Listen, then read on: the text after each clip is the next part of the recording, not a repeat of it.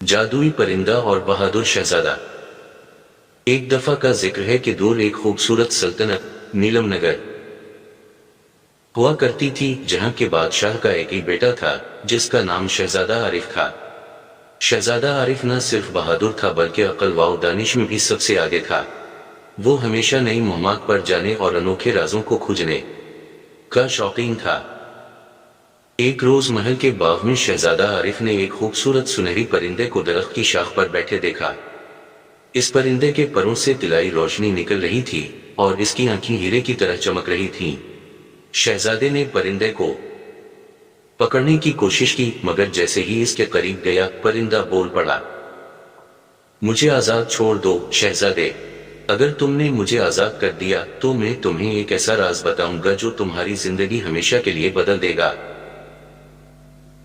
شہزادہ حیران ہو گیا کہ ایک پرندہ انسانوں کی طرح کیسے بول سکتا ہے، مگر اس نے پرندے کی بات مان لی اور کہا، اچھا میں تمہیں آزاد کرتا ہوں، مگر پہلے وہ راز بتاؤ۔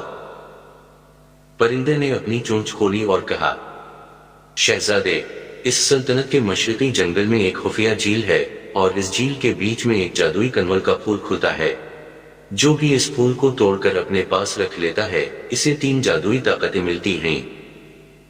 1، وہ جو بھی سوچے گا وہ فوراً سچ ہو جائے گا۔ 2، وہ جس بھی شے کو چھوئے گا وہ سونا بن جائے گی۔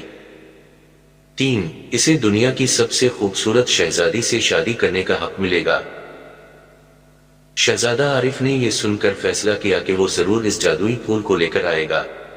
اس نے اپنے والد بادشاہ سے اجازت مانگی اور اپنے گھوڑے پر سوار ہو کر مشرقی جنگل کی طرف روانہ ہو گیا۔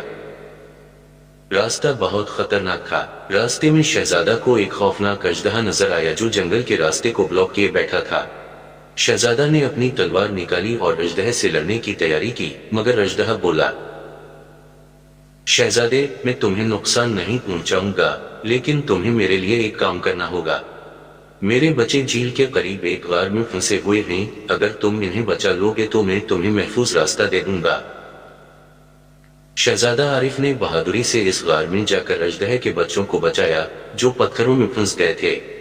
جیسے ہی اس نے بچوں کو آزاد کیا، اژدہا بہت خوش ہوا اور کہا، شہزادے، میں تمہارا احسان مند ہوں۔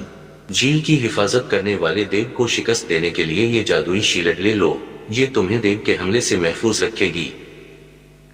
شہزادہ نے اژدہے کا شکریہ ادا کیا اور جھیل کی طرف بڑھ گیا۔ جھیل کے کنارے پر پہنچا تو اسے وہاں ایک دیو نظر آیا جو پورے جنگل کو ہلا رہا تھا۔ دیو کی آنکھیں لال انگاروں کی طرح جل رہی تھیں اور اس کے ہاتھ میں ایک بڑا بھاری گز تھا۔ دیو نے شہزادے کو للکارا، واپس چلے جاؤ ورنہ تمہاری ہڈیاں بھی یہاں نہیں ملیں گی۔ لیکن شہزادہ عارف نے بہادری دکھاتے ہوئے جادوئی شیلڈ نکالی اور دیو کے حملے کو روکا۔ دیو کا ہر وار شیلڈ سے ٹکرا کر واپس جاتا رہا۔ آخرکار دیو تھک گیا۔ شہزادے نے دیو کو زنجیروں میں جکڑ لیا اور کہا، اب میں جھیل کے بیچ میں جا کر وہ جادوئی کنول توڑ لوں گا۔ شہزادہ جھیل میں داخل ہوا۔